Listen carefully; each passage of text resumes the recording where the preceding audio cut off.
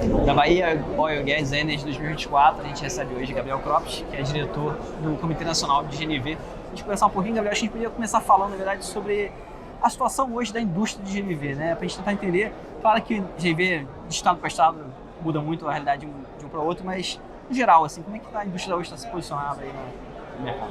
Eu acho que algumas coisas interessantes do mercado GNV, quem é do Rio, né? Nós somos do Rio, a gente está muito acostumado com o GNV. E o GNV ele tem uma política de incentivo no estado do Rio já desde o começo dos anos 90 e isso teve um sucesso muito grande. Então hoje 1/4 da frota de veículos do estado é movida a gás. Então para a gente é quase que natural. Mas quando a gente sai do Rio, no cômputo geral do país, o GNV representa só 2% da matriz de transporte.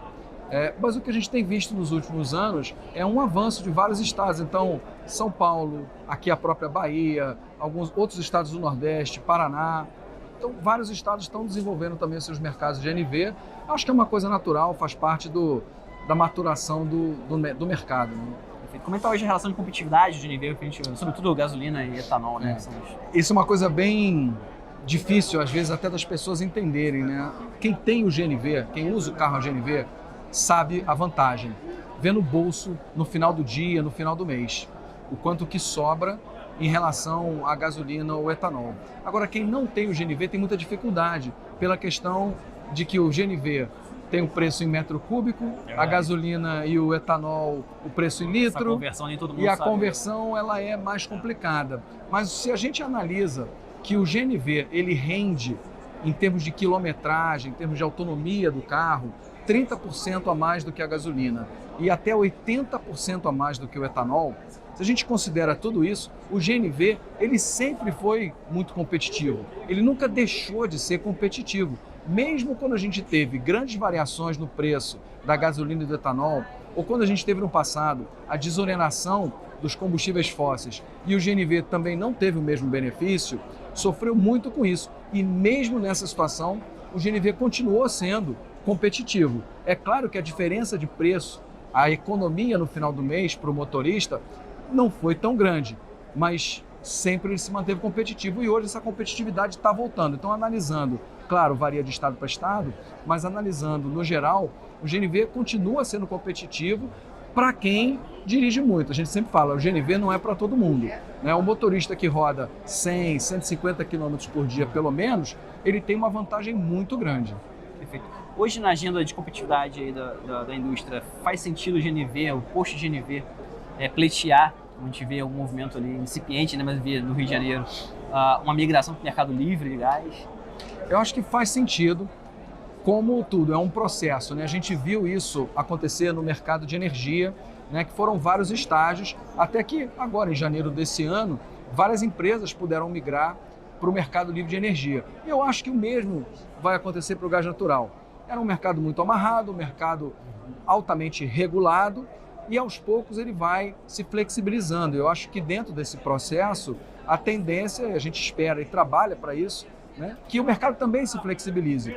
E o segmento veicular é um segmento comercial como qualquer outro, né? O posto ele compra o gás, vende o gás, fornece ali para a sua clientela, não tem porquê também não estar nesse mercado livre. Agora é discussão de estado para estado, né? Isso aí é uma discussão de estado para estado. Alguns estados estão avançando mais, outros ainda estão mais atrás na regulamentação. Alguns já avançaram para grandes clientes, grandes indústrias, outros ainda estão correndo atrás do prejuízo, mas acho que a tendência geral é caminhar para essa direção. Perfeito. E Gabriel, a gente hoje está num momento, digamos, um novo ciclo assim, no mercado de GNV, né? A gente vê hoje, nos últimos anos, aí, o GNV ganhando um certo espaço no transporte pesado, né? Do caminhão. Ainda é incipiente, mas já é uma atividade que a gente começa a ver. O biometano entrou dando um outro dinamismo aí também para o mercado de GNV. Por outro lado, assim, ainda falta, eu acho que em termos de política pública, uma política específica ou voltada para a substituição de diesel para gás, né? O combustível futuro não trouxe isso, o mover também acho que não veio nessa direção. Qual frente hoje vocês trabalham aí para tentar convencer, né, emplacar a agenda do GNV? Existe alguma discussão aberta hoje? O gás para empregar é uma delas? Enfim, qual é a frente hoje? Apesar do programa de GNV no Brasil ter mais de 30 anos, começou lá atrás, né, no comecinho da década de 90, o modelo brasileiro ele foi muito focado no veículo leve. Primeiro os táxis, aí mais recentemente os veículos de aplicativo, mas também pequenos empresários, comerciantes, pessoal que trabalha na rua, vendedores, né? Enfim, quem roda muito opta pelo GNV. Mas a gente não teve uma política lá atrás de incentivo para o uso do GNV no transporte pesado, como, aliás, é como funciona a maior parte do mundo. Você vai para os Estados Unidos, vários países da Europa, vários países da Ásia, utilizam o GNV não para veículo leve, mas para veículo pesado, caminhão, ônibus, né? Que são volumes bastante relevantes e que o gás natural tem uma competitividade muito grande em relação ao diesel. Não só em relação à economia, mas, como a gente estava falando, em relação também à redução de emissões. Então, o gás natural, apesar de ser fóssil, ele polui 30% a menos do que o diesel, em termos de gases de efeito estufa.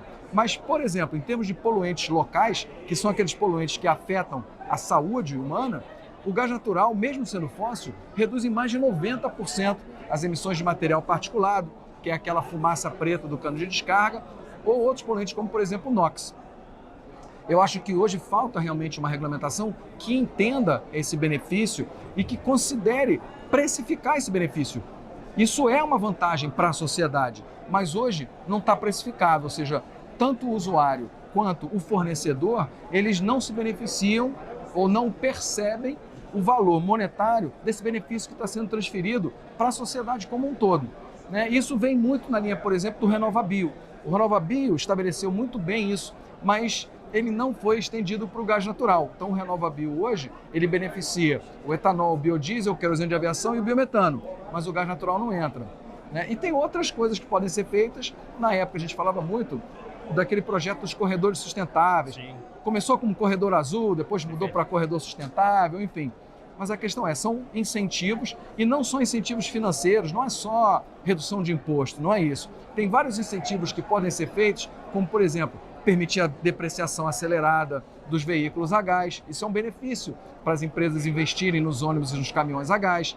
Permitir o trânsito de veículos pesados a gás nas vias expressas ou nos centros urbanos, porque eles poluem menos. Então, são vários incentivos que podem ser dados. Pedágio, né? Redução de pedágio, vários países utilizam a redução de pedágio. Então, são todos incentivos que não são necessariamente renúncia fiscal do governo, mas que vão também, né, tentar promover a adoção do gás pelas empresas, pelas grandes indústrias, pelas transportadoras, porque essas é que têm realmente um grande volume que vai mexer o ponteiro, que vai fazer a diferença. Na ausência de uma política nacional para a conversão do diesel para a GNV, você acha que há esses espaços, esses meandros regulatórios aí? Tem, a gente sabe que o gás natural, ele além da regulamentação federal, ele tem uma regulação estadual também. Então, alguns estados já estão se adiantando. O Rio de Janeiro já, inclusive, publicou um decreto. Claro que esse decreto depois ele tem que ser detalhado, né? Enfim, tem toda aquela parte infralegal. Mas isso está acontecendo aos pouquinhos. O Paraná tem alguns projetos, alguns estados do Nordeste, Pernambuco, a Bahia aqui, pelo menos o pessoal da Bahia Gás falou que já estão trabalhando também em relação a isso. Então, acho que vários estados, isoladamente, já também tem essas iniciativas, e isso pode contribuir, porque grande parte da regulamentação do gás está na mão do Estado. É um desafio essa concorrência com o biocombustível e o veículo elétrico, né? Acho que parece que o gás fica ali como um patinho feio na discussão da descarbonização. E é uma coisa, é uma solução que já existe, ou seja, é uma solução real. Está aí, são vários fabricantes dos veículos a gás, falando veículos pesados, caminhões e ônibus, fabricantes, inclusive, que exportam esses veículos, exportam para a Argentina, para a Colômbia, inclusive para a Europa, né? E não vendem os seus veículos aqui no Brasil. É um absurdo, é um contrassenso. E, além disso, você tem toda a parte de infraestrutura de abastecimento. O Brasil tem mais de 1.700 postos de GNV. E ainda é pouco, porque são 46 mil postos no Brasil todo. Então, a gente tem muito espaço para crescer esse mercado. Então, é uma solução imediata, real, sustentável, economicamente viável, né? E está só na nossa mão. Quer dizer, nada contra outras soluções tecnológicas, e eu acho que o futuro ele vai ser da diversidade dessa matriz de transporte. A gente fala muito de diversidade na matriz energética. O mesmo conceito se aplica à matriz de transporte, né? Agora, são várias tecnologias, cada uma no seu nicho, cada uma com suas vantagens e desvantagens. Agora, o que eu acho que não é justo é realmente a gente ter políticas que incentivem determinadas soluções de mobilidade especificamente, e não simplesmente abram para novas soluções de mobilidade, de redução de emissões e economia de custo. Perfeito. O biometano pode trazer uma nova perspectiva e uma pegada ambiental mais favorável para o... Certamente, né? Porque o pessoal me pergunta assim, mas Gabriel, qual é a diferença do biometano para o gás natural? Eu falo que é o seguinte, é a mesma coisa, só que o gás natural demora 400 milhões de anos para fazer. E o biometano a gente faz em 10 dias, num reator, num biodigestor, né? Mas a molécula é a mesma. Então, todos os benefícios do gás natural, o biometano também tem, com uma vantagem adicional de ser 100% renovável. Então, olha que ele pode meio que pegar carona em toda essa onda, né, do incentivo ao uso do gás natural, inclusive no transporte, e sem dúvida o biometano vai se beneficiar. E eu acho que mais do que isso, as indústrias e as transportadoras também vão se beneficiar desse biometano junto com o gás natural. Né? Eu vejo muito o biometano não como um concorrente ou um substituto do gás natural, mas sendo um combustível adicional. Aonde você tem a rede de gás natural, a rede de gás canalizado, maravilhoso, você pode abastecer o GNV. E onde você não tem GNV, você pode abastecer o biometano. Então você fecha realmente o circuito da logística, de forma que você não vai ter nenhum problema, nenhuma interrupção de suprimento, e você está ali tendo uma pegada de carbono muito melhor do que o diesel, num custo inferior. Eu agradeço aí por gentileza de conversar com a gente. Eu que agradeço a oportunidade. Prazer.